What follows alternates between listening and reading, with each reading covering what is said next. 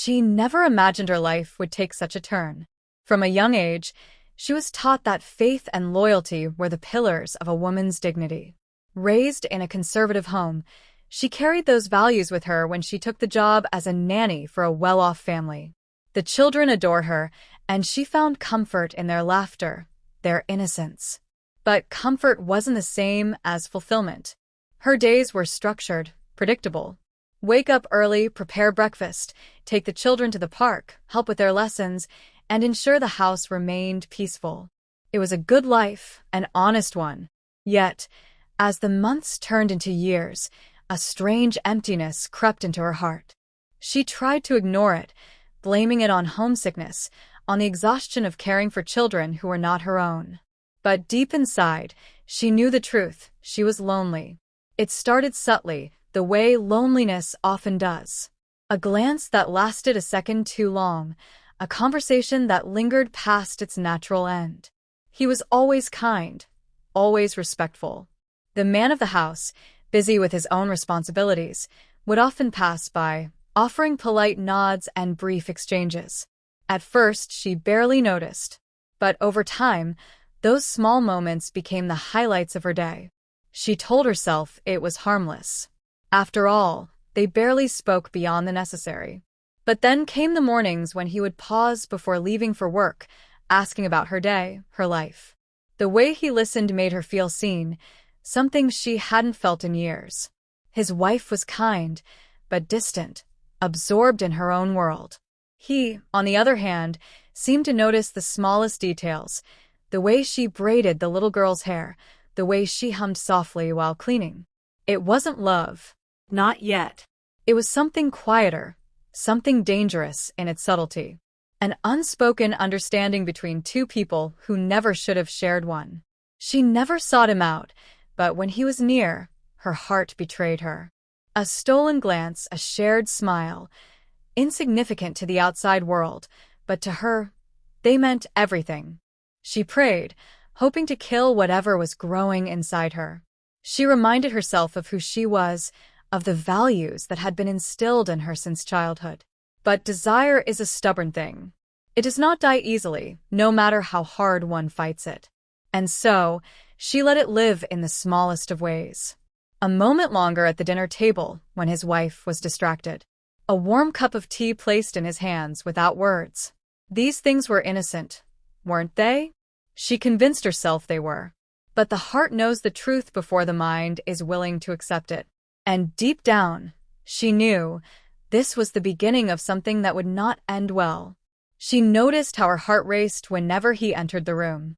It was foolish, she thought, to feel this way about a man she could never have.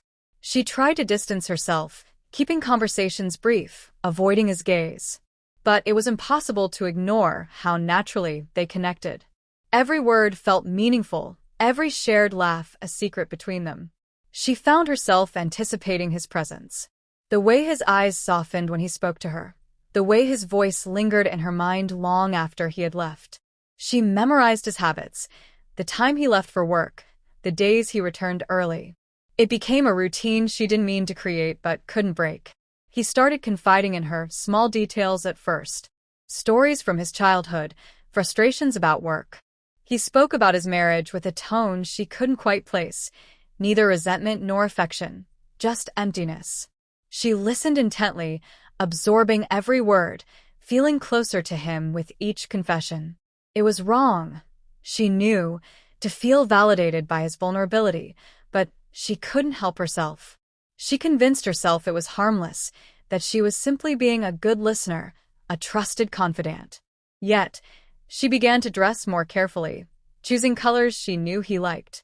She paid more attention to her hair, her smile. It was subtle, but she did it for him. And deep down, she knew it. Their interactions grew longer, more comfortable. He would linger at the table, his eyes never leaving hers as they spoke. Their conversations flowed easily, as if they had known each other forever. He made her feel important, valued. She couldn't remember the last time someone had made her feel that way. The lines were blurring, but neither of them spoke of it. He never touched her, never said anything inappropriate. Yet the tension between them was undeniable. It hung in the air, heavy and electric, waiting for one of them to acknowledge it. But they didn't. They played their roles perfectly, careful to never cross the line, even as they danced dangerously close to it. She told herself it was just friendship, a harmless connection between two lonely souls. But her heart betrayed her every time she heard his voice. She began to crave his attention, her mood depending on whether he smiled at her that day or merely nodded in passing. She was losing control, and she knew it. The guilt gnawed at her, growing heavier with each passing day. She prayed for strength, for the courage to let go of these forbidden feelings. But the more she prayed, the more she yearned for him. It was a vicious cycle, one she felt powerless to break.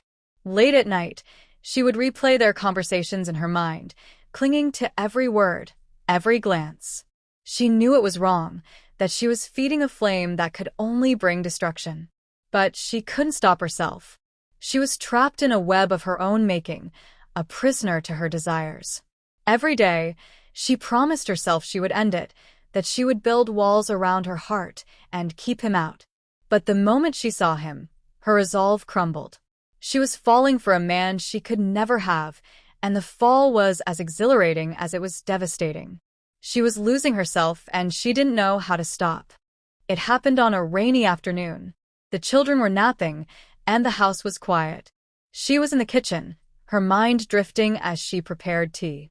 She didn't expect him to come home early, but there he was, standing in the doorway, his clothes damp from the rain. He looked weary, defeated even, as he walked in, running his fingers through his wet hair. She offered him tea without thinking, her words coming out before she could stop herself. He accepted, his voice softer than usual. She could see the tension in his shoulders, the heaviness in his eyes. Without asking, she knew he needed someone to listen. And so she did. He spoke about his struggles, his frustration with work, his feelings of being trapped. His words were raw, unfiltered, unlike anything he had shared before. She listened quietly, her heart aching for him. She wanted to comfort him, to ease his pain. She reached out instinctively, her hand resting lightly on his arm. The touch was brief, innocent in intention, but it was enough. He looked at her, his eyes searching hers, vulnerable and unguarded. She knew she should pull away, that this moment was dangerous. But she couldn't move. She was frozen, caught between right and wrong, between desire and duty. His hand covered hers, warm and steady. It was such a small gesture, yet it felt impossibly intimate. Her heart raced, her breath catching in her throat. She could feel the tension between them, heavy and electric. Neither of them spoke, but the silence was louder than words. She knew this was the moment to walk away, to break the spell before it was too late. But her feet wouldn't move, her body refusing to obey her mind. She felt herself leaning in, her heart pounding as his face grew closer. She closed her eyes, surrendering to the pull she had fought for so long. The kiss was soft, tentative at first, as if they were both testing the boundaries they were about to shatter. But the moment their lips touched, the dam broke. All the emotions they had suppressed, all the longing they had denied, came flooding out. It was passionate, desperate, a collision of need and guilt. Reality hit her the moment they pulled apart. She stumbled back, her hand covering her mouth as the weight of what she had done crashed over her. She felt sick, disgusted with herself. She had crossed a line she could never uncross, betrayed not just the family who trusted her but her own values, her faith. He looked at her, his face a mixture of shock and regret. He opened his mouth to speak, but no words came out. She couldn't bear to look at him.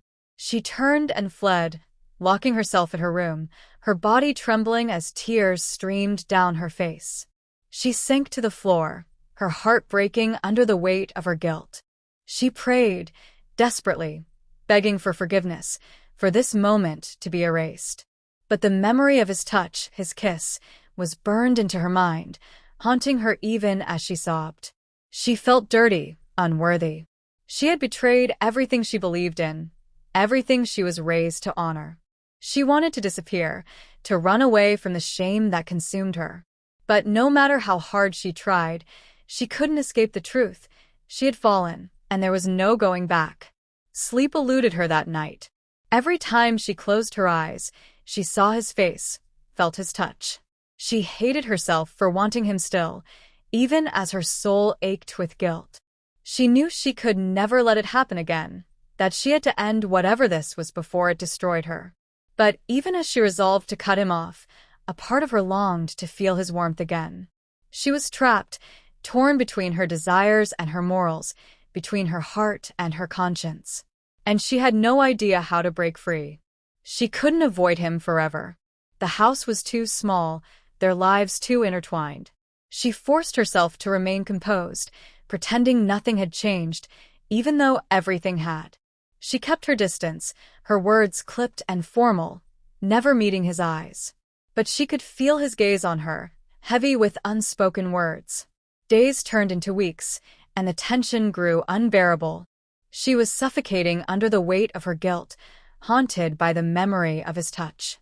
She couldn't pray without seeing his face, couldn't sleep without hearing his voice. She was drowning, and she had no one to blame but herself. The breaking point came on a quiet evening.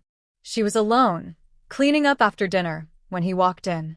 Her heart raced, her body tensing instinctively. She tried to leave, but he blocked her path, his eyes pleading. She looked away, her jaw clenched, fighting back tears. She didn't want to hear his excuses, his regrets. She was already drowning in her own. "I'm sorry," he whispered, his voice cracking. "I never meant to hurt you." She felt her resolve crumbling, the tears she had held back for so long finally escaping. She turned away, her shoulders shaking as she sobbed. She hated herself for being weak, for wanting his comfort even now. He reached out, his hand hovering uncertainly before resting on her shoulder. She flinched but didn't pull away. She was too tired to fight, too broken to pretend anymore. She let herself cry, releasing the pain, the guilt, the shame that had been eating her alive. When the tears finally stopped, she stepped back, wiping her face. "This has to end," she said, her voice hollow. "Whatever this is, it can't continue." He looked at her, pain etched on his face, but he nodded, knowing she was right. They had crossed a line they could never uncross. There was no future for them, only regret. She took a deep breath, her decision made. She had to leave. Staying meant living a lie, pretending to be someone she no longer recognized. She couldn't face his wife, couldn't look into the children's eyes without feeling like a fraud. She owed them better than that. She owed herself better. The next day, she handed in her resignation. The wife was shocked, pleading with her to stay, but she stood firm, offering no explanation. How could she confess the truth without destroying everything? It was better this way, a clean break. Packing her things was the hardest part. Every item reminded her of the life she was leaving behind, the children she had grown to love, the home she had once felt safe in. But she had no choice. Staying would only prolong the pain. She had to let go, to find herself again. On her last day, she hugged the children tightly, memorizing their faces, their laughter. She whispered promises she couldn't keep, knowing they wouldn't understand why she was leaving. She forced herself to smile, to be strong, even as her heart shattered. He didn't come to say goodbye. She was relieved, and hurt, and grateful all at once. She didn't trust herself around him, didn't know if she was strong enough to walk away twice. Leaving without seeing him made it easier, somehow. It was better this way. As she closed the door behind her, she felt a strange mix of relief and grief. She was free, but she was also lost. She had no idea who she was anymore or how to rebuild herself from the ashes of her mistakes. But she knew she had to try. She spent days in isolation, praying, crying, questioning everything she thought she knew about herself.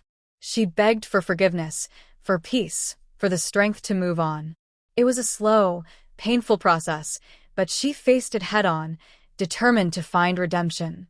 Time passed, and the pain began to dull, replaced by a quiet acceptance. She couldn't change the past, but she could learn from it. She made peace with